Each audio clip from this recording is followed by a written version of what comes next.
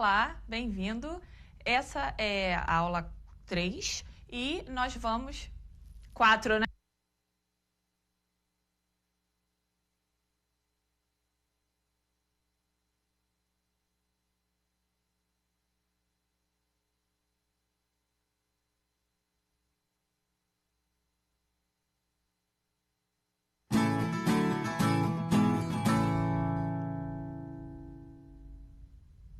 Olá, bem-vindo à aula 4, onde nós vamos finalmente começar a escrever os nossos algoritmos e programas, né?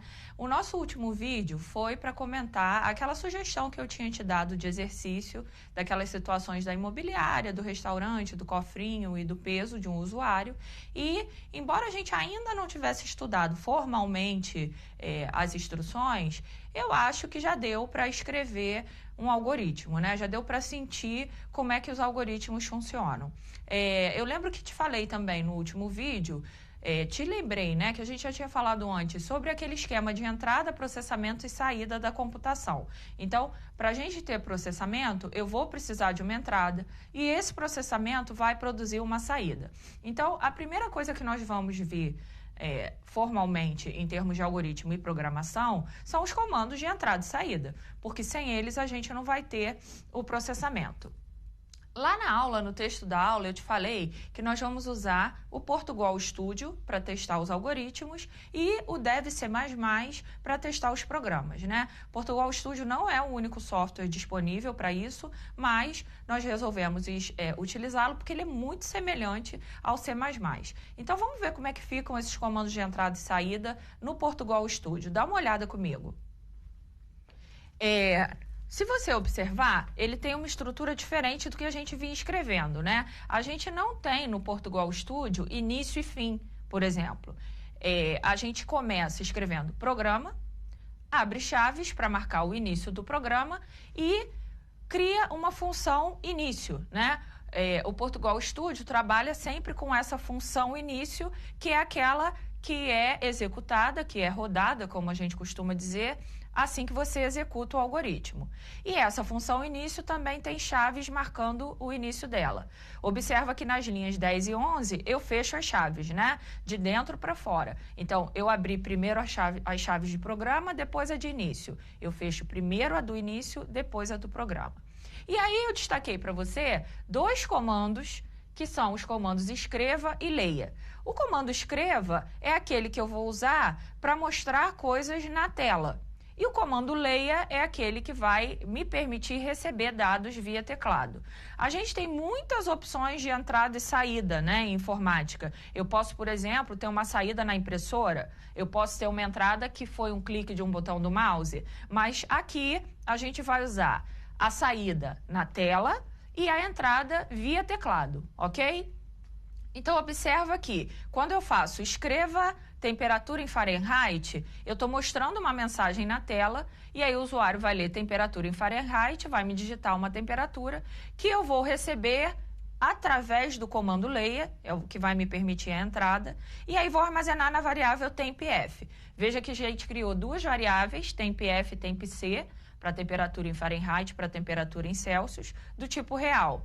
E aí, depois do leia tempf, na linha 8, a gente faz a conversão, né, dessa temperatura em Fahrenheit para Celsius. Essa é a fórmula para conversão. Então, tempf menos 32 dividido por 1,8. E aí, eu mostro esse resultado em tela para o usuário. Então, eu tenho mais uma operação de saída junto com o comando escreva. Eu combino a mensagem e a variável. Então, a mensagem entre aspas, seguida de vírgula e o nome da variável que eu quero, cujo valor eu quero exibir. Então, veja que no Portugal Studio, os comandos serão escreva e leia. Aqui eu não vou poder variar. Tem um vídeo no qual eu te digo, logo no início, que algumas vezes o comando escreva vira exiba, o comando leia vira receba, mas no Portugal Studio não. A gente vai ter que respeitar a forma como o software definiu as instruções. Então, mostrar em tela, escreva, receber conteúdo via teclado, leia.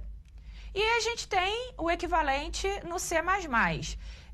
O comando escreva virou cout. E o comando leia virou cin. Então, eu vou usar cout para operações de saída. Lembra? Output, saída. E CIN para operações de entrada. In, de input, entrada, ok? O que você tem que prestar atenção? Que a gente tem os sinaizinhos de maior e menor que a gente usa também. Então, você vai usar o cout, logo depois dele, antes da mensagem que você quer exibir, você vai colocar 2 sinais de menor. Então, cout, menor, menor, e aí abre aspas para colocar a mensagem que você quer mostrar em tela. E o CIN, você vai usar o sinal de maior. Então, você vai colocar CIN, maior, maior, e o nome da variável onde você vai armazenar o valor digitado via teclado. Outra mudança é quando a gente combina mensagem com variável, né? No Portugal, a gente vai usar a vírgula para separar um do outro. Aqui não, no C++, a gente vai usar também o sinal de menor e menor. Então, você coloca cout, menor, menor, abre aspas, a mensagem. Fecha aspas. Onde você no Portugal Studio usaria vírgula, você vai novamente colocar menor, menor e a variável que você quer exibir, tá? Chamando atenção para o ponto e vírgula no C++, que vai ser usado para finalizar cada linha. Então, veja que a gente tem uma estrutura inicial básica, tanto no Portugal Studio quanto no C++.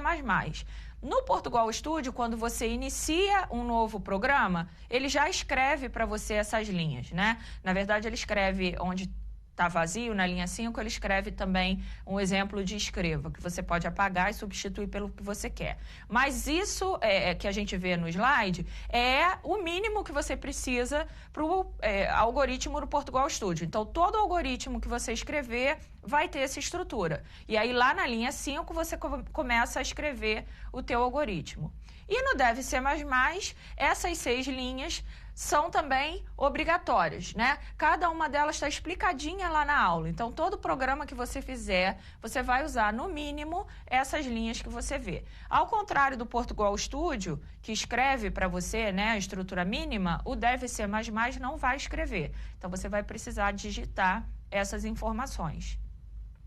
Vamos ver mais um exemplo de entrada e saída? Aqui, a gente vai calcular a idade de um usuário a partir do ano atual, que é o ano em que a gente está, e do ano de nascimento dele.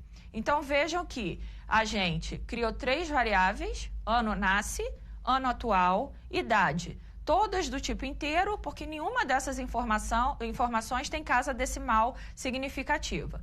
Então, a primeira informação que eu coloco em tela, na linha 6, é ano atual.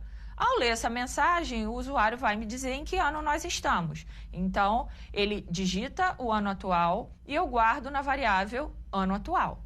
Na linha 8, eu coloco para ele outra mensagem, ano de nascimento. E aí ele me informa que ano ele nasceu e eu guardo na variável ano nasce. Aí eu vou fazer o cálculo para descobrir quantos anos ele tem ou fará, né? Então, a idade recebe o ano atual menos o ano de nascimento, ano nasce. Feito isso, eu mostro em tela com o comando escreva, você tem o fará, e aí o valor que eu descobri com aquela subtração, seguido da palavra anos. Então, vamos supor que eu descubra que o usuário tem 15 anos. A última linha do escreva, a linha 11, vai montar uma mensagem do tipo, você tem ou fará 15 anos, ok? Eu estou combinando mensagens com o valor de uma variável. Como é que seria isso no C++? Então, eu tenho aquelas linhas obrigatórias que nós já vimos e a partir da linha 5, o programa que nós escrevemos. Então, eu declaro as variáveis, as mesmas 3 variáveis do tipo int, que é como eu declaro variáveis inteiras aqui. Faço na linha 6 a exibição da mensagem ano atual com o comando cout e o que for informado pelo usuário, eu consigo guardar na variável ano atual através do comando cin na linha 7. Linha 8, eu coloco mais uma mensagem em tela, ano de nascimento. O usuário me informa o seu ano de nascimento e eu armazeno em ano nasce através do CIN. Mais uma vez, eu chamo atenção para os sinais de maior e menor de um e de outro, ok?